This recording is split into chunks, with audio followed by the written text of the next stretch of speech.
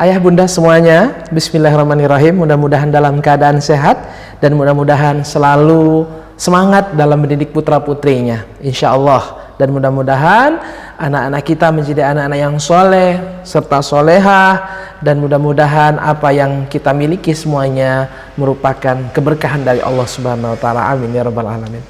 Ayah bunda semuanya dirahmati Allah, sekarang kita akan belajar tentang bagaimana cara mendidik anak di era digital. Pertanyaan saya untuk ayah bunda semuanya yang hari ini mendengarkan video ini, saya ingin menyampaikan dan ingin bertanya kepada ayah bunda semuanya.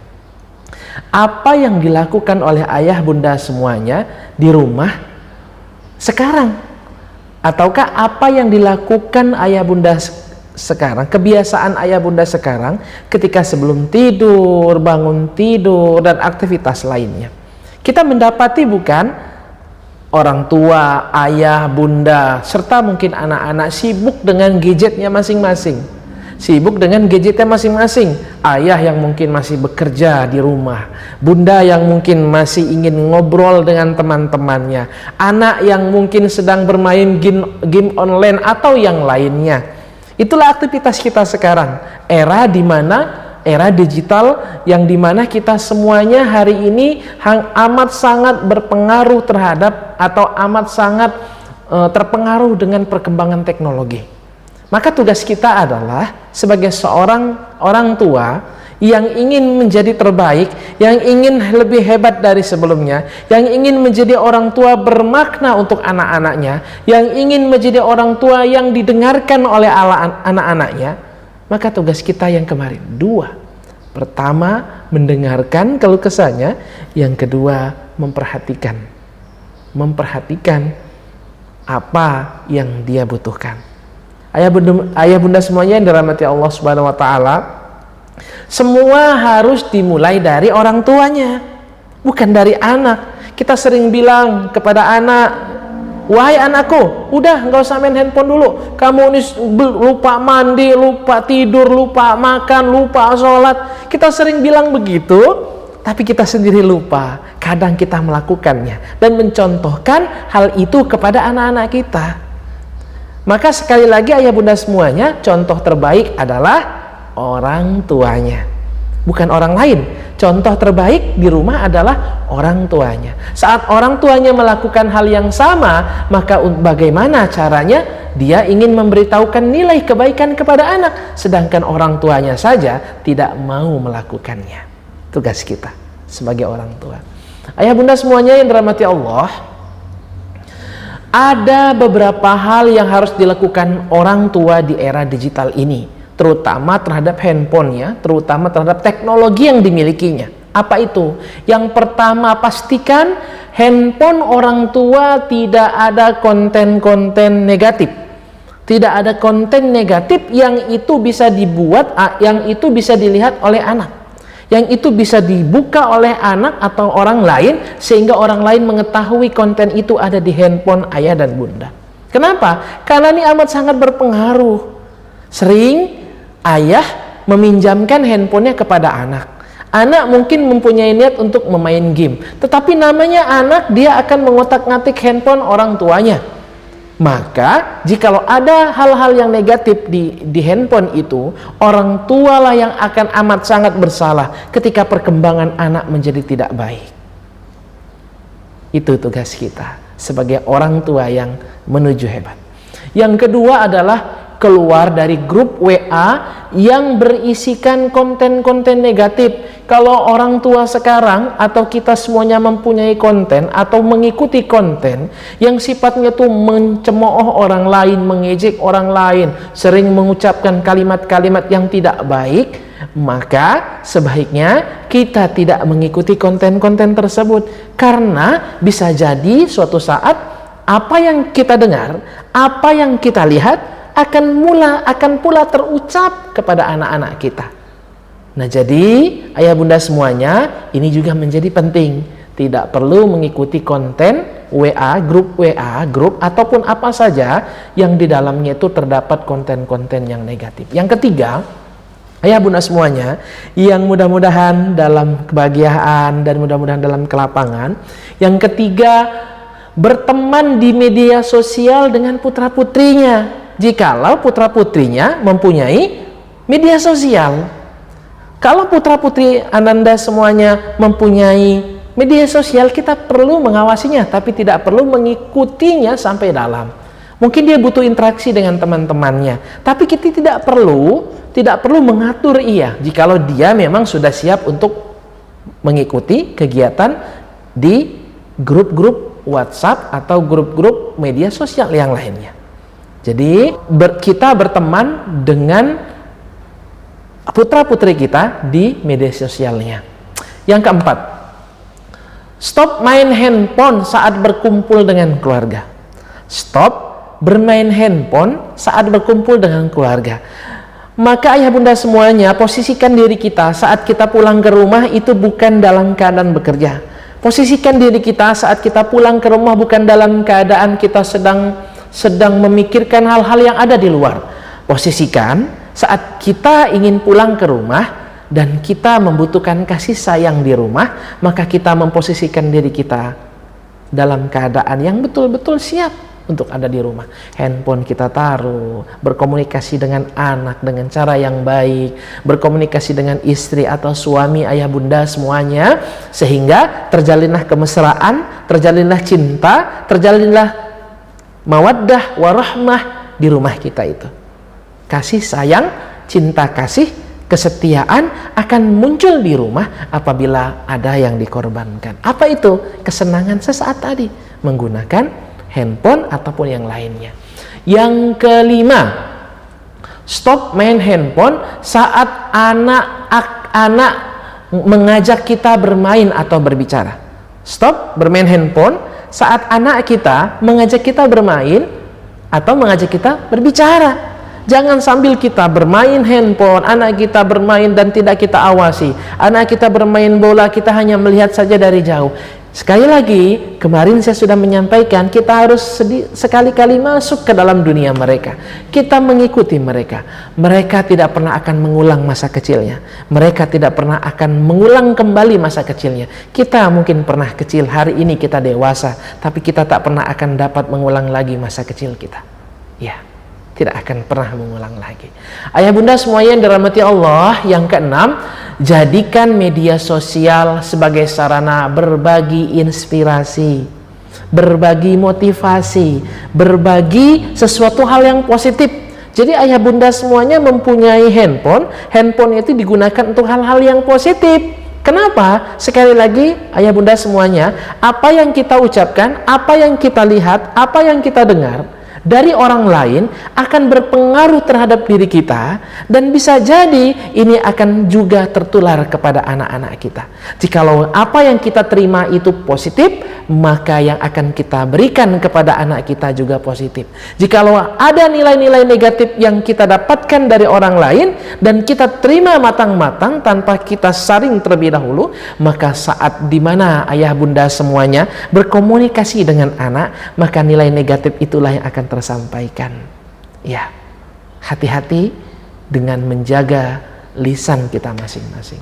Ayah bunda semuanya yang dirahmati Allah, maka kita perlu mempunyai aturan main bagi putra-putri kita saat memainkan handphone, internet, atau media sosial. Kita perlu membuat aturan. Kenapa? Karena hidup itu adalah aturan.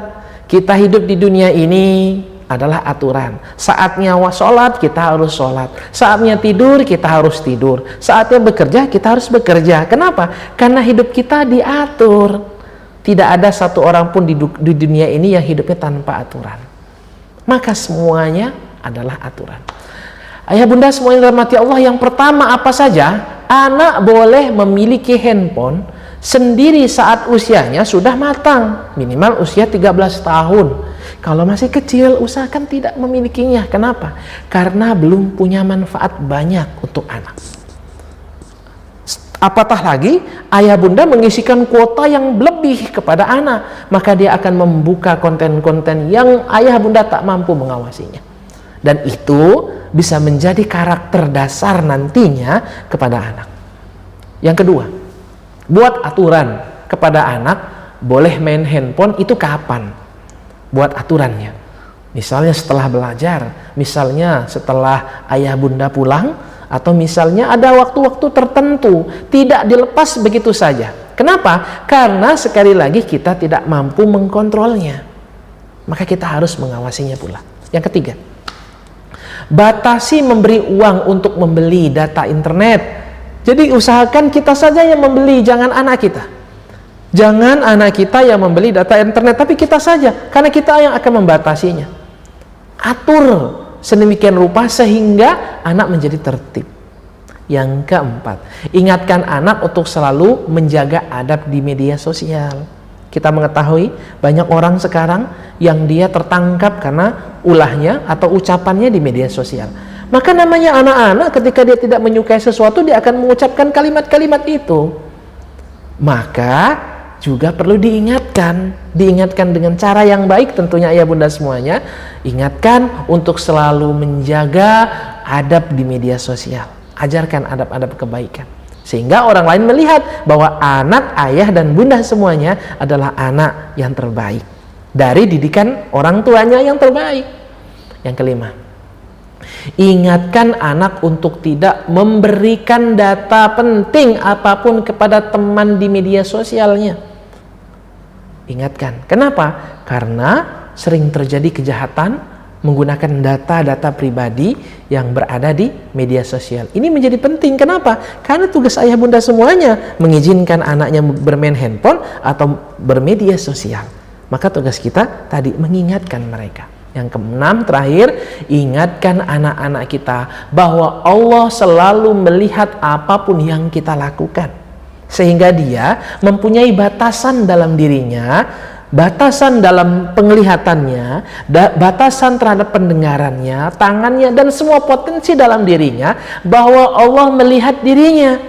Jikalau kita lepas begitu saja tanpa kita beritahu bahwa Allah melihat dia, atau dia mempunyai sesuatu keyakinan bahwa Allah adalah sesuatu yang ada dan dia melihatnya, maka anak kita akan tetap terjaga ya bunda semuanya. Insya Allah, jikalau itu sudah kita lakukan, kita akan menjadi orang tua yang selamat di era digital ini.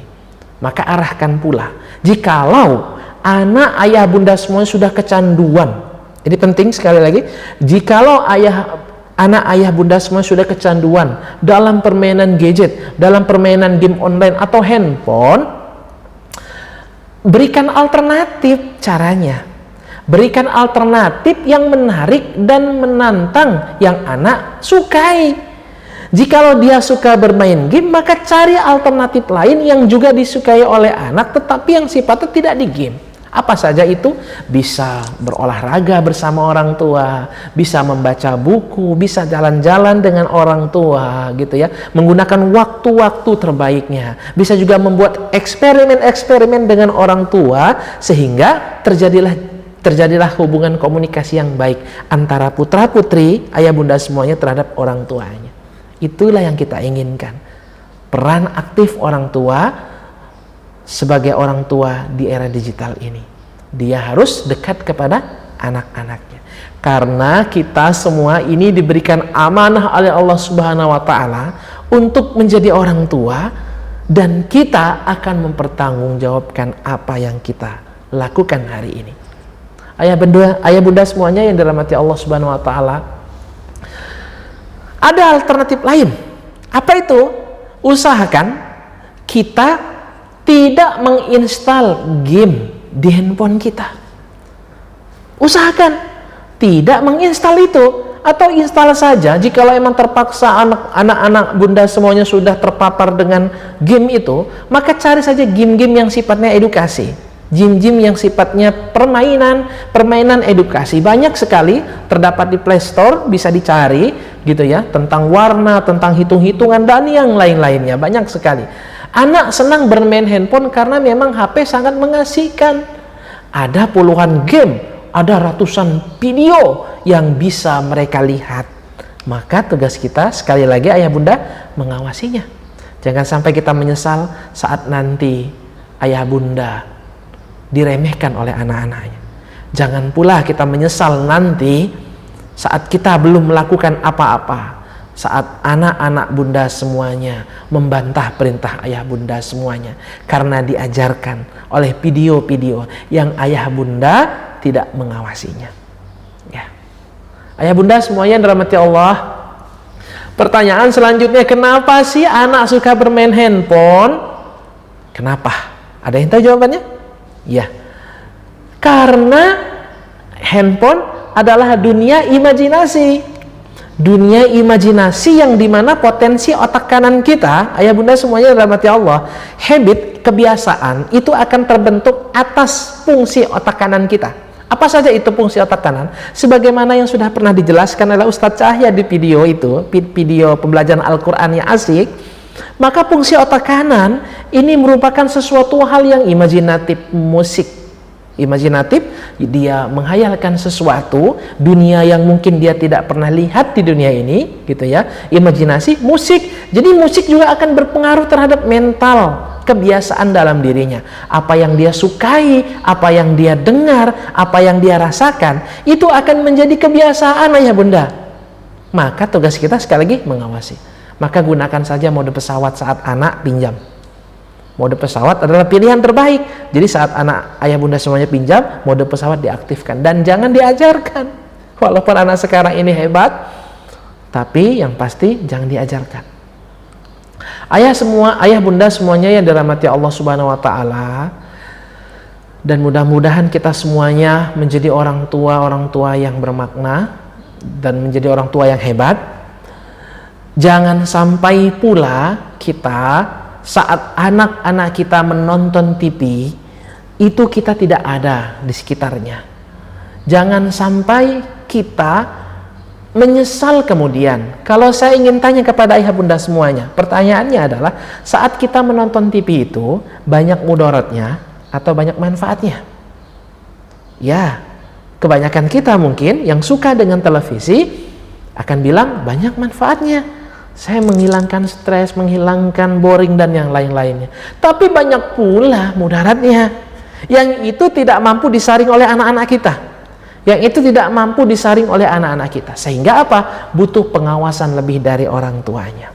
Ya, butuh pengawasan lebih jikalau memang terpaksa harus nonton TV.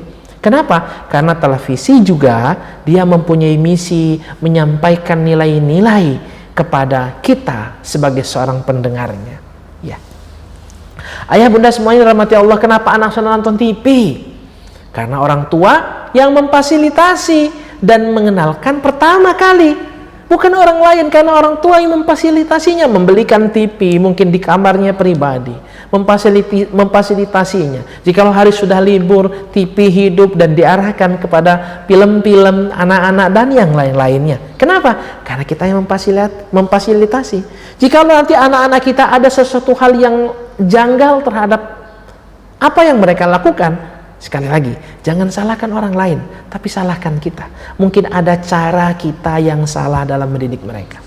Ayah bunda semuanya rahmati Allah, jangan menyesal kemudian.